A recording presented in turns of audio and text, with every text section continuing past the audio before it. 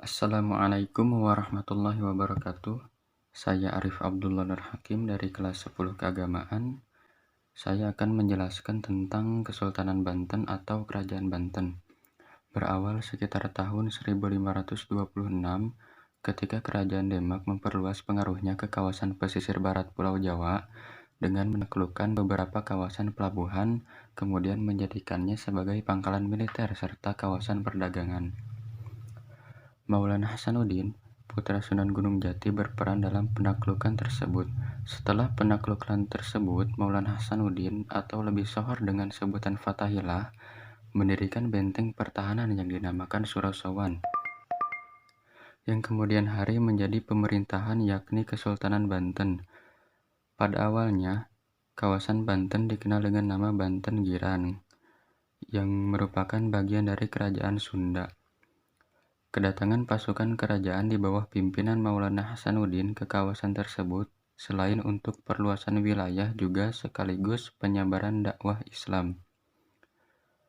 Kemudian dipicu oleh adanya kerjasama Sunda-Portugis dalam bidang ekonomi dan politik, hal ini dianggap dapat membahayakan kedudukan kerajaan Demak selepas kekalahan mereka mengusir Portugis dari Malaka tahun 1513.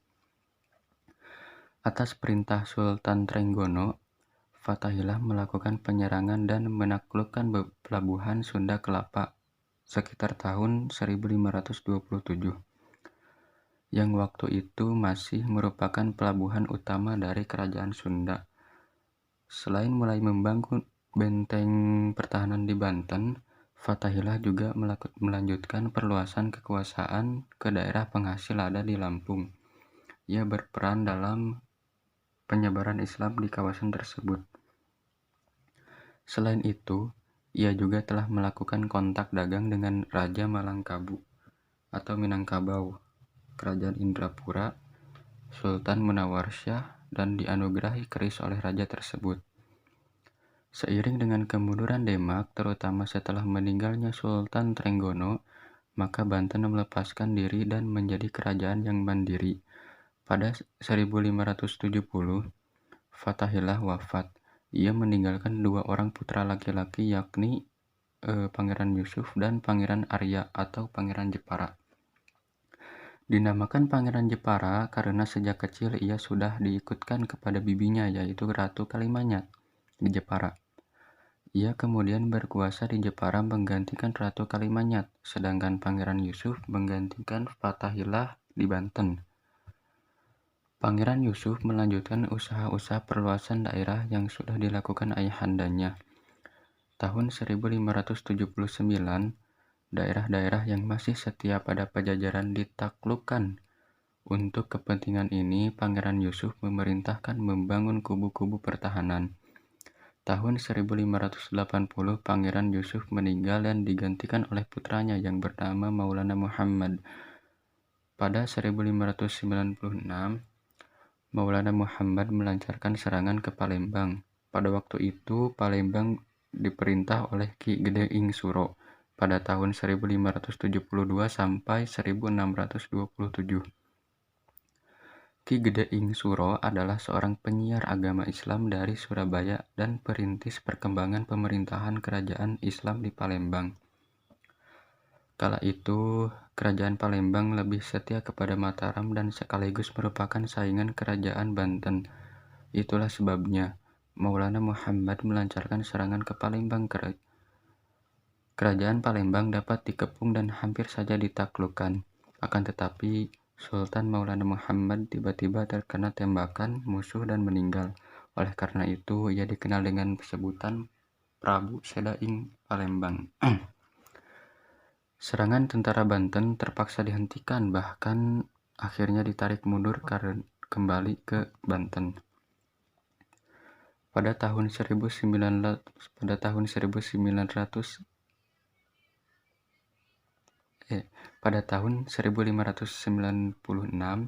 orang-orang Belanda datang di pelabuhan Banten untuk yang pertama kali.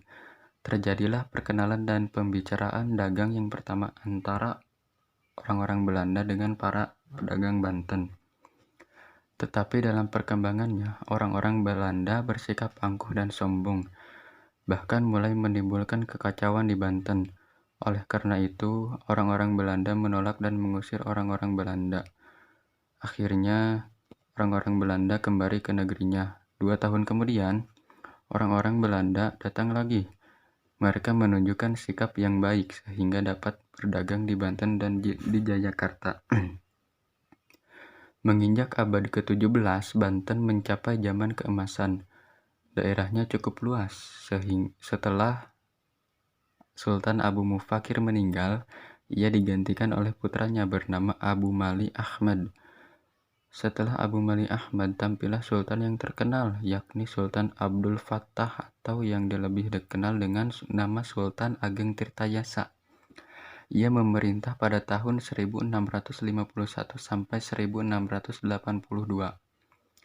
Pada masa pemerintahan Sultan Ageng Tirtayasa, Banten terus mengalami kemajuan. Letak Banten yang strategis mempercepat perkembangan dan kemajuan ekonomi Banten. Kehidupan sosial budaya juga mengalami kemajuan. Masyarakat umum hidup dengan rambu-rambu budaya Islam. Secara politik, pemerintahan Banten juga semakin kuat. Perluasan wilayah kekuasaan terus dilakukan bahkan sampai ke daerah yang pernah dikuasai kerajaan Pajajaran. Namun ada sebagian masyarakat yang menyingkir di pedalaman Banten Selatan karena tidak mau memeluk agama Islam.